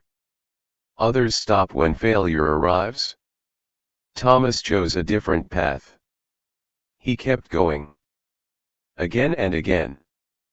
Through disappointment. Through criticism. Through uncertainty. That decision made all the difference. His life demonstrates that success is often hidden behind persistence. The people who change the world are not always the most naturally gifted. Often, they are the people who refuse to quit. The Curious Boy from Ohio. If we return to the beginning of this story, we find a young boy in Ohio. A boy asking endless questions. A boy who struggled in school. A boy many people misunderstood. Nothing about his childhood guaranteed greatness. No one could predict the future. Yet one quality stood out from the very beginning. Curiosity. A desire to understand. A determination to learn. Those simple qualities changed everything. Over time, curiosity became knowledge. Knowledge became experimentation. Experimentation became invention. And invention changed the world. The journey began with questions. It ended with a legacy that continues to inspire millions. The lasting message. Today, more than a century after many of his greatest achievements, Thomas Edison's story remains powerful. Not because he was perfect. Not because every invention succeeded. Not because every idea worked. His story matters because he demonstrated what is possible when determination meets opportunity. When curiosity meets effort. When failure becomes a stepping stone instead of a stopping point. The world remembers Thomas Edison as one of history's greatest inventors. But perhaps his greatest achievement was proving a timeless truth. Extraordinary success often begins with ordinary curiosity. A curious child. A simple question. A willingness to keep trying. That is how inventions are born. That is how dreams become reality. And that is how a poor boy grew into a man whose ideas helped illuminate the world. Moral of the story? Never let failure stop you. Every mistake teaches a lesson, every challenge builds strength, and every step forward brings you closer to success. Like Thomas Edison, stay curious, work hard, and never give up on your dreams.